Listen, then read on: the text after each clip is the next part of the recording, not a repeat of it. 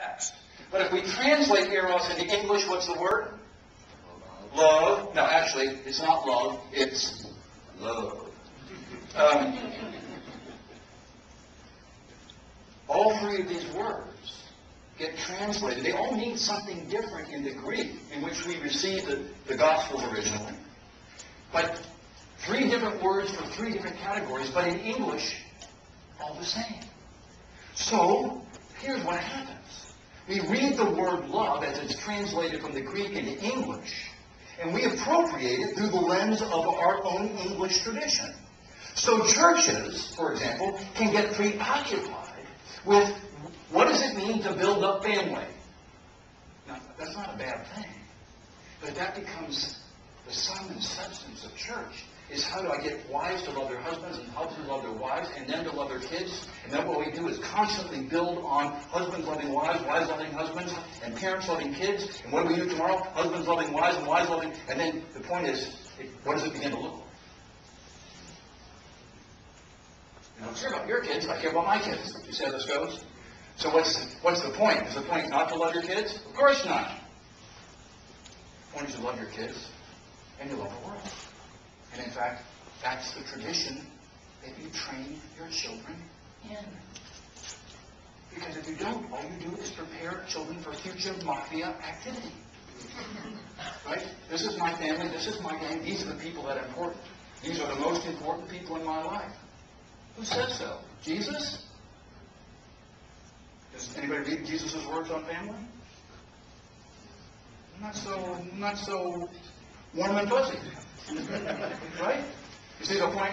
I mean, again, I'm not trying to point family as a problem here. I'm just saying that family, apart from the larger vision, can become destructive. Just again, think about your categories here. What is the outcome we're looking for? Tight families? Period? I suspect not. Right? As a be-all and end, next text. The question I want to answer now, and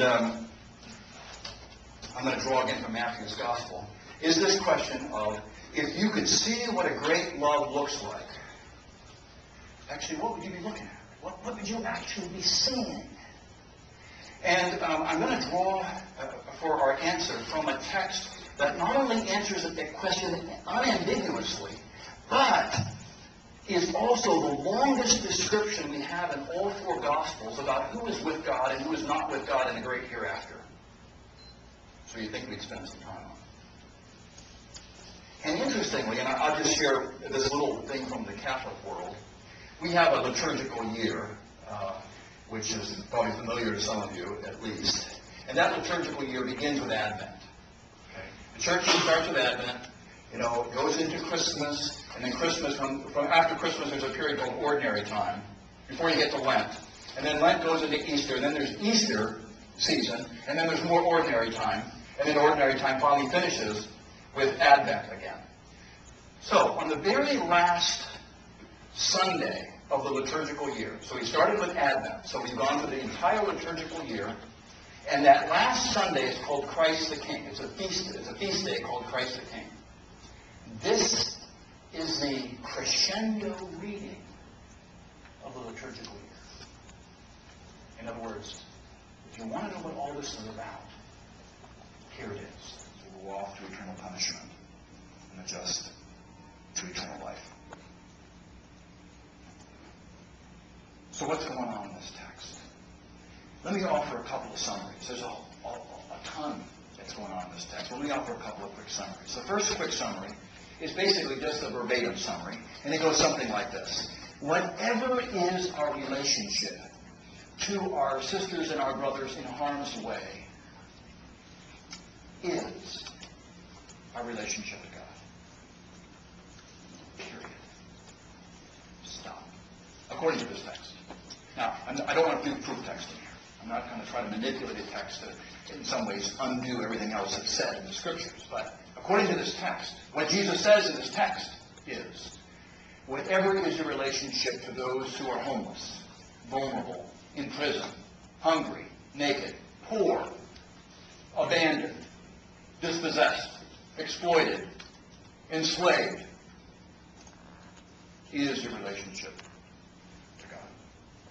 So that means that almost all of us carry around a spiritual journal, even if we don't know it. Now, for some of us, it's called a daytimer or a BlackBerry. For some of us, it's just a back of an old envelope. And it's basically just a record of what we do from Sunday through Saturday.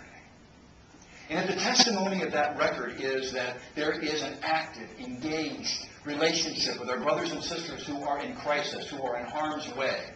And that active relationship is expressed in terms of kinship and charity, mercy, justice, advocacy, solidarity, care, love. All that activity then is descriptive of our relationship to God. And I'm going to be particularly provocative here.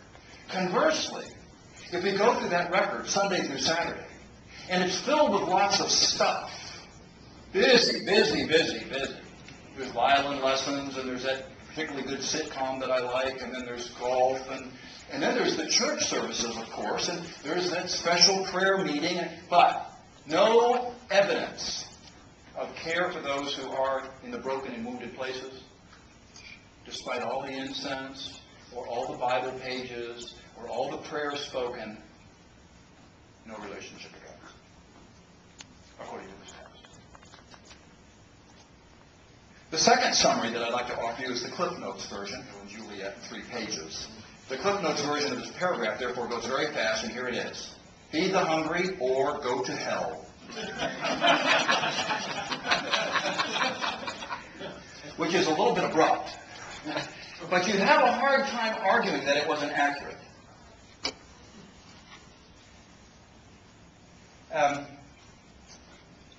The reason I picked this text, though, my brothers and sisters, was because there is a theme in this text that we see repeated from the very first opening chapters of the Bible all the way through, if you will, the book of Revelation.